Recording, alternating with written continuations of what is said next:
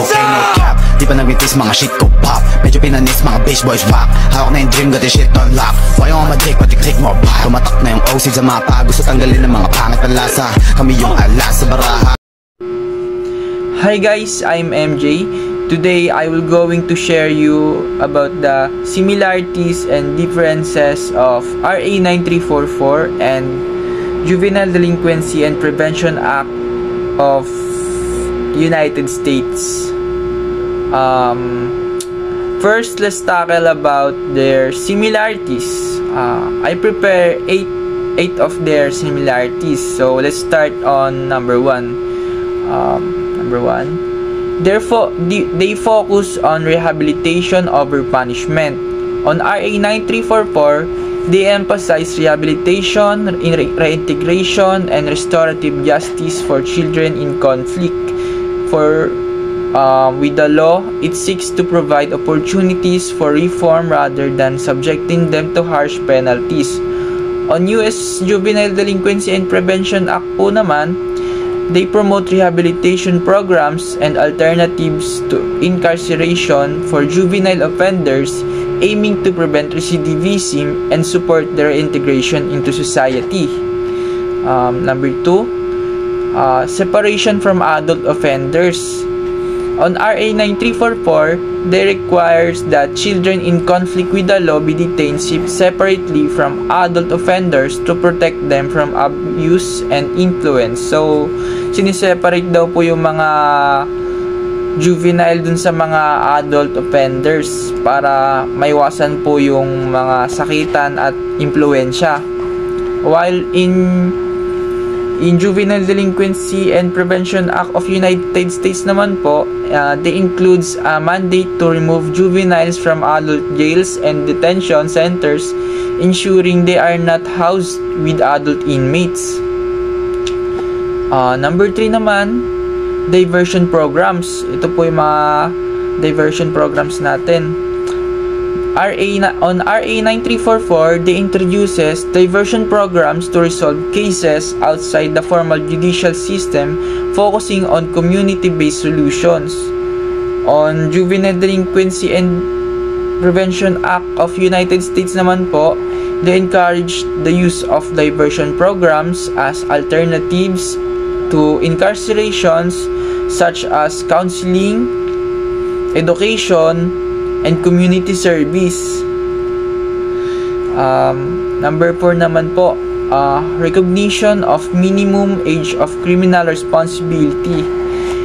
On RA 9344, they establish the minimum age of criminal responsibility at 15 years old, amended to 12 in later revisions, and provides intervention for younger children.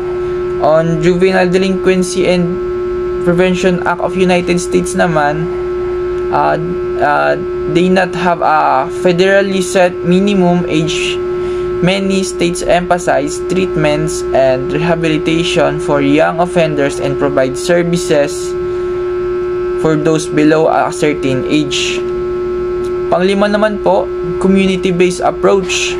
On RA 9344, they prioritize community-based rehabilitation and aftercare programs for juvenile offenders. On Juvenile Delinquency and Prevention Act naman, they encourage the development of community programs aimed at preventing juvenile delinquency and supporting at-risk youth. Then, dako naman po tayo sa pang-anim, preventive measures. On RA 9344, they focuses on preventive education and programs for at-risk youth to address the root causes of juvenile delinquency. On Juvenile Delinquency Act Prevention naman po, they provide grants and funding for state-level delinquency prevention programs to reduce the likelihood of youth offending. Sa number 7 naman po tayo, restorative justice. RA 9344 advocates for restorative justice involving the offender, victim, and community in addressing the harm caused by the offense. On Juvenile Delinquency and Prevention Act naman po, they includes restorative practices, encouraging accountability and repairing relationships rather than punitive measures. Lastly, number 8, emphasis on child welfare. Both laws underscore the importance of addressing the needs and welfare of juveniles holistically, recognizing that they are still developing, require care and guidance rather purely punitive measures.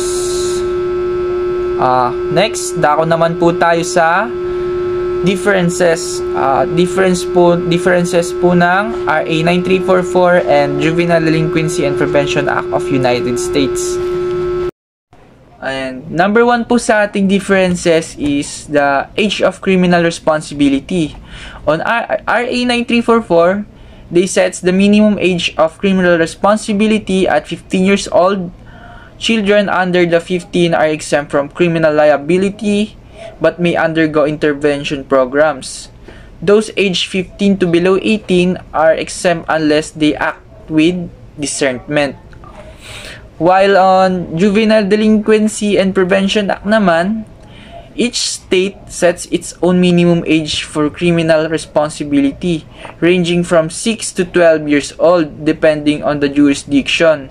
The federal law emphasizes avoiding detention for juveniles, particularly for status offenses. Dako naman po tayo sa number 2. Detention and rehabilitation. On RA 9344, detention of children is highly discouraged of CICL. Must be detained, they are placed in youth rehabilitation centers or bahay pag-asa. Mga bahay pag-asa po natin dyan sa Pasig. Houses of Hope, separate from adult offenders.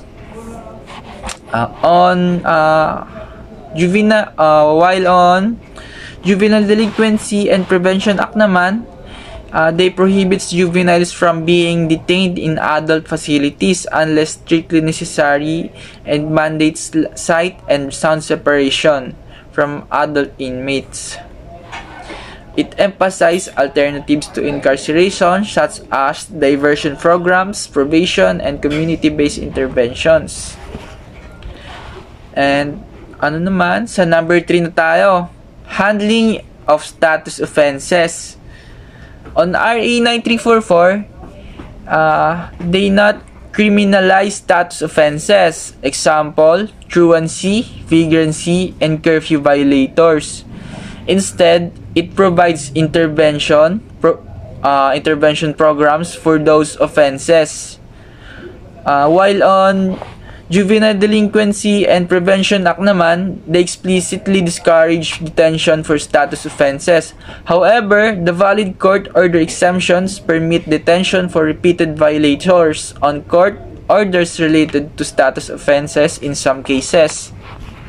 Lastly, number 4, we focus on focus area. On RA 9344, strong emphasis on child welfare and development. It recognizes CICL as victims of circumstance and aims to address the root cause of juvenile offending, such as poverty and lack of education.